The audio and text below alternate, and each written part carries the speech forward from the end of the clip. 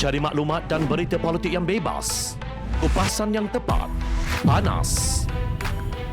Dapatkannya secara eksklusif hanya di Jom Channel. Komitmen kami, pentasan berita Isnin hingga Jumaat. Berbicara dan isu semasa, kami garapkan secara langsung. Panel-panel berkaliber dan profesional. Interaktif, pandangan anda kami raikan. Jangan lupa bersama kami di setiap hujung minggu dalam edisi khas mingguan. Jom Channel, moving forward, sharing a new experience.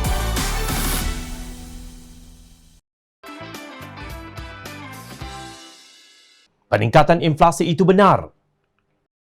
Menurut bekas Menteri Perdagangan Antarabangsa dan Industri Datuk Seri Muhammad Azmin Ali, ekonomi Malaysia sudah pulih. Sudah menjadi niat saya untuk menangani masalah ekonomi dan memelihara pekerjaan untuk rakyat. Walaupun ekonomi pulih, ramai yang menderita ketika wabak global yang kejam ini. Saya mohon maaf atas segala kekurangan saya. Ia merupakan penghormatan kepada saya untuk berkhidmat kepada anda. Ciapnya di Twitter 16 Ogos. Negara kita memiliki dua kategori warga negara. Satu kategori dikenali sebagai golongan kayangan. Golongan ini mendakwa menguruskan hidup rakyat, menangani ekonomi dan memelihara pekerjaan untuk rakyat. Setiap bulan mereka mendapat gaji dan allowance yang tidak habis dimakan dalam sebulan. Kategori kedua pula digelar sebagai rakyat marhain macam kita ini. Golongan ini dikatakan sedang diurus tetapi kehidupan tidak terurus kerana masalah ekonomi sehingga ramai yang hilang pekerjaan.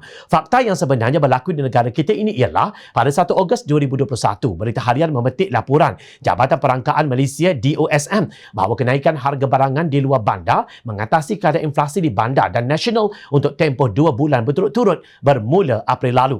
DOSM menerusi sorotan statistik ekonomi Malaysia siri 7 2021 yang diterbitkan baru-baru ini menjelaskan inflasi Malaysia berada di bawah paras SIFA pada Mac 2020 sehingga Januari 2021. Bagaimanapun bermula Februari 2021 inflasi Malaysia melonjak dan berada di jajaran meningkat iaitu 0.1% dan terus naik secara drastik kepada 1.7% pada Mac 2021.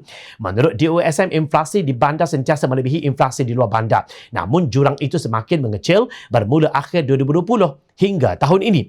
Inflasi di luar bandar meningkat dengan lebih laju pada akhir 2020 berbanding bulan-bulan sebelumnya. Ini menyebabkan jurang inflasi makanan dan minuman bukan alkohol antara bandar dan luar bandar telah mengecil menurut laporan.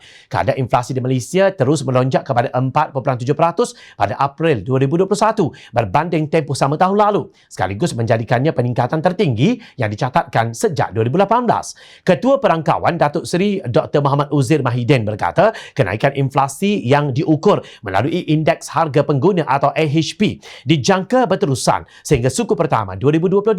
Beliau berkata peningkatan AHP itu didorong oleh kenaikan indeks pengangkutan 27% yang disebabkan kesan asas rendah pada tahun sebelumnya. Purata harga RON 95 menunjukkan peningkatan pada April 2021 iaitu RM2.05 seliter berbanding RM1.27 pada April 2020.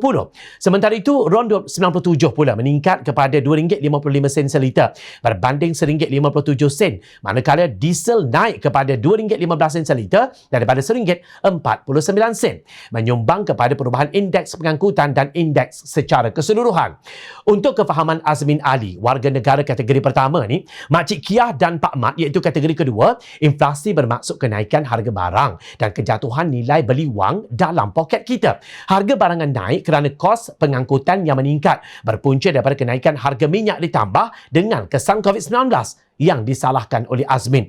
Bagaimanapun kalau kita lihat perbandingan tahun-tahun yang disebut oleh DOSM jelas menunjukkan bahawa kuasa beli rakyat adalah jauh lebih baik ketika kerajaan masih di bawah Pakatan Harapan berbanding zaman Perikatan Nasional memerintah. Data tersebut dikeluarkan oleh DOSM yang tidak dikuasai oleh Pakatan Harapan maupun DAP. Walaupun ketika itu Menteri Keuangannya ialah Setiausaha Agung DAP Lim Guan Eng. Dalam pada itu Bank Negara turut menyemak turun unjuran pertumbuhan ekonomi Malaysia kepada antara 3 hingga 4% pada tahun 2021.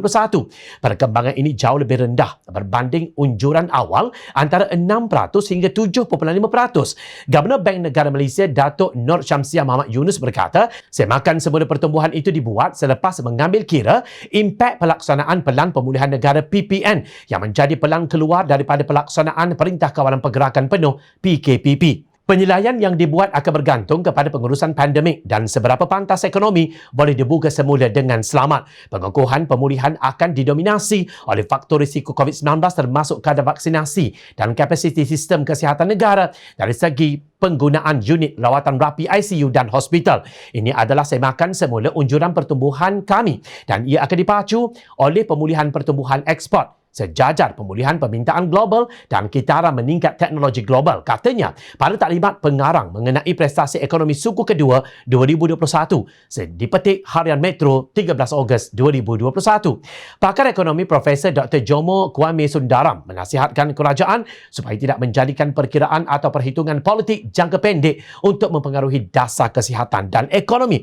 Kerajaan katanya perlu memberi sepenuh perhatian untuk menangani krisis kesihatan iaitu COVID-19 dan masalah ekonomi yang dihadapi oleh negara supaya dapat menyelamatkan lebih banyak pekerjaan. Sesiapa sahaja yang berada di Putrajaya, mereka mesti menangani masalah ini. Negara-negara seperti China, Korea Selatan, Vietnam dan Laos malah sebahagiannya adalah lebih miskin daripada Malaysia. Tetapi mereka dapat menangani keadaan dengan lebih baik. Situasi bahaya masih belum selesai dan mereka terus berwaspada seperti mana kita sepatutnya berwaspada. Katanya, dalam wacana ekonomi manusiawi siri kelima bertajuk Krisis Politik dan Ekonomi apa masa depan Malaysia. Secara maya baru-baru ini dipetik bernama. Maknanya, rakyat yang kibar bendera hitam menuntut Mahyadin turun bukan semata-mata kerana lesu dalam pengurusan COVID-19, tetapi kerana kegagalan berganda natijah kelesuan itu. Justru celah mana yang disebut Azmin ekonomi pulih itu? Sesungguhnya peningkatan inflasi itu benar, harga barang naik itu pun benar, pertumbuhan ekonomi rendah itu juga benar. Kebenaran itu dilihat dan dialami oleh rakyat marhain. Bagi golongan kayangan, ia hanyalah merupakan nombor-nombor biasa. Malang sungguh rakyat sesebuah negara apabila figura yang gagal memahami asas ekonomi ini kembali menerajui hal ehwal keuangan dan ekonomi negara.